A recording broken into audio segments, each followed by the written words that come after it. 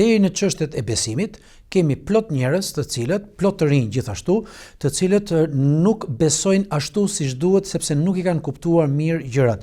Dhe kjo nuk do të thotë sepse feja nuk është e qartë.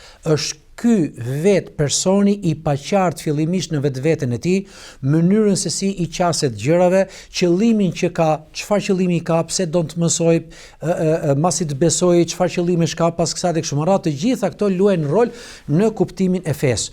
Nëse do të marrim shembuj. Për shembull, kemi në çështjet e besimit, deri tek përkthimi i vet fjalës la ilaha illallah, mund të fillojë keq kuptimi i parë.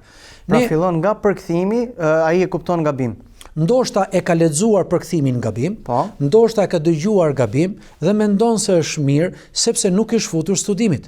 Mendon se është mirë sepse nuk i ka analizuar gjërat. Për shembull kur themi la ilaha illallah, fjala e tauhidit, nuk ka zot tjetër përveç Allahut, ky është ai përkthimi që është përhapur më shumë dhe gjerësisht në popull dhe përrjedhoi kur të rinjt marrin mësimet e para të fesë, e marrin të faktuar që ky është përkthimi i saktë i kësaj fjale.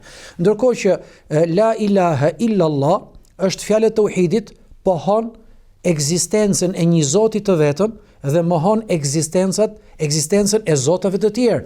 Në të njëjtën kohë, pohon adhurimin e këtij Zoti që besuam dhe mohon adhurimin e zotave të tjerë.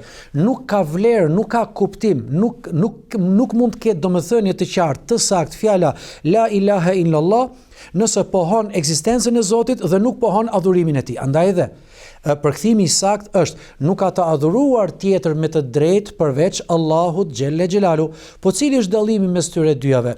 Faktikisht, edhe nëse thua nuk ka zot tjetër përveç Allahut dhe ke për qëllim se ky Zot që ti besove duhet të adhurohet, kjo është e saktë, por jo çdo njeri e kupton kështu, sepse nëse ne pohojmë vetëm ekzistencën e një Zoti dhe jo domosdoshmërisht dëshmojmë adhurimin se ky Zot duhet të adhurohet, këtu fillon keq kuptimi i parë.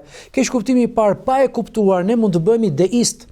Rryma deiste, filozofike deiste, është ajo që thotë se ka një Zot i cili na ka krijuar, pastaj jeta vazhdon. Po, nuk kemi më lidhje me Zotin. S'kemi më lidhje me Zotin tonë. Ne nuk kemi deist. Allahu xhelle xhelalu kërkon për ne që ta besojmë atë, në të njëjtën kohë ta besojmë duke dëshmuar besimin nëpërmjet adhurimit. Ky është kuptimi i vërtet i fjalës la ilaha illallah.